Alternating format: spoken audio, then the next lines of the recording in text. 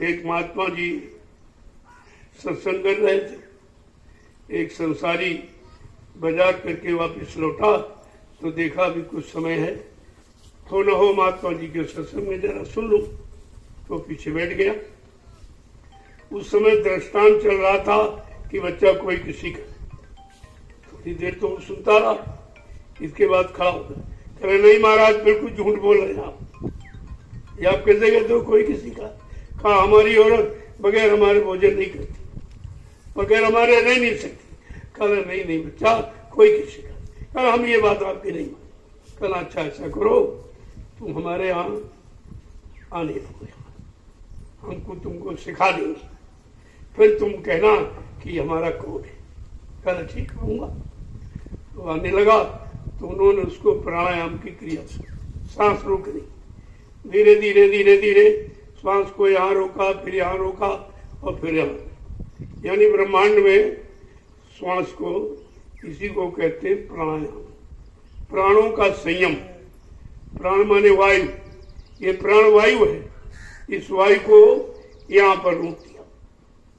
धीरे धीरे साल 2 साल में जब अभ्यास पक्का हो गया, 2 घंटे 4 घंटे 6 घंटे का, कहा तुम जाओ अपने घर जाओ और इसका प्रयोग करना, तुम्हें पता चल जाएगा तुम्हारे को।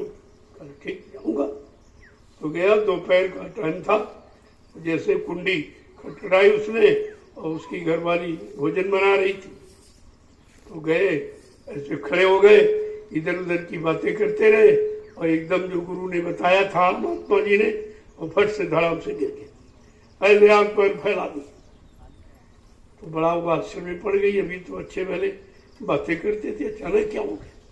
जो आस पास पड़ोस गांव में कोई झोला वोला छाप डॉक्टर उनको बुलाया और दिखाया, तो लोगों को तो यहाँ का ज्ञान, यहाँ देखा, लेकिन यहाँ का ज्ञान तो है नहीं कि प्राणवायु को यहाँ भी रोका जा सकता। अब ये देख दाख के कहा, अरे भाई तो खत्म हो, जल्दी करो, टाइम हो गया, 4 बज गया, जल्दी करो, उनको ले जाने की तैयारी।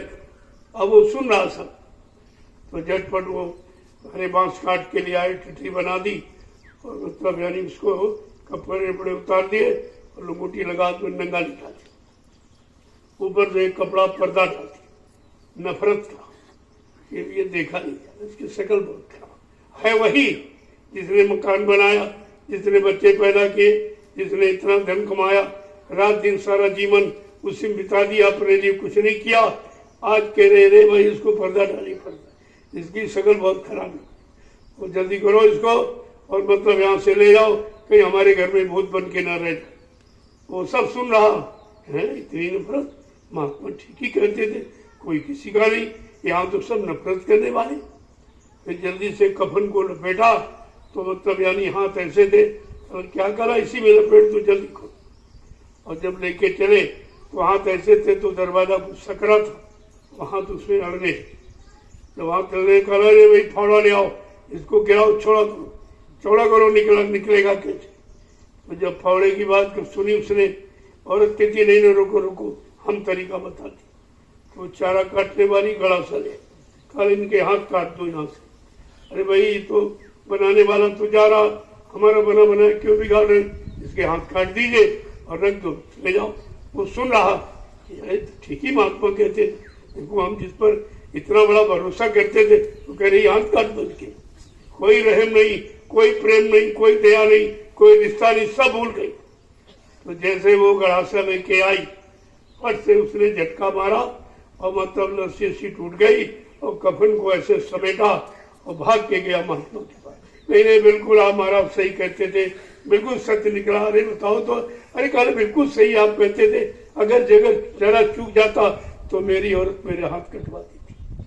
कहा तुम तो कहते थे बच्चा हमारा तुम्हारा, जब तक तुम्हारे से कोई स्वार्थ निकलेगा तब तक वो तुम्हारा, चाहे शरीर का स्वार्थ हो, लगाओ प्रेम हो, और चाहे कमाई का हो, 2 ही साधन, शरीर और शरीर से कमाई, और 2 ही से तुम्हारा रिश्ता है।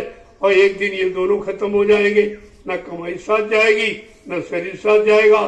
उस समय लोगों को केवल एक नफरत दिखाई देगी, इसे कहते हो आप, इनको नफरत, इनको हमारे से घृणा हो गई केवल घृणा और नफरत रह जाएगी। जब कोई ऐसी व्यवस्था सामने आके खड़ी होती तब समझ में आता कि सत्य क्या। पहले तो आपको नहीं समझ में आ रहा, पहले सब तुमसे स्वार्थ हल कर रहे कि बहुत कमा के लाता है, चलो इसको रोटी दे दो, पानी दे दो, कपड़े दे दो, बहुत कमा के लाता, बिना पैसे का नौकर। ये तो बिना पैसे का नौकर, तनख्वाह भी नहीं लेता और जो कमा के लाता सब देता और सारी व्यवस्था करता, और इससे अच्छा सस्ता नौकर कहाँ मिलेगा। तो तब तो आपकी कदर होगी, और जिस दिन वो काम करने के लायक नहीं होगा तो उससे नफरत हो जाएगी। फिर इतनी नफरत हो जाएगी, फिर आपको रोना आएगा। फिर वो रोने का समय कहाँ, रोने पछताने से होता क्या। अगर रोने पछताने के पहले चेत जाओ, जाग जाओ, होश में आ जाओ, तुम्हारे अंदर समझ पैदा हो जाए तो आपका काम बन जाएगा। ये थोड़ी कहा जा रहा है उनके पास, अरे उनके साथ रहो, उनके बीच में रहो, अपना काम बनाओ। ये बुद्धिमानी, अपना काम। और उनसे साथ क्यों है कि तुम्हारा लेन देन है। जब तक शरीर का लेन देन तो शरीर का संबंध रहेगा, तुम्हारी कमाई से लेन देन तो कमाई से संबंध रहेगा, और जिस दिन ये संबंध कर्म कर्जा खत्म हो जाएगा उस दिन सब नफरत और घृणा में बदल जाएगा।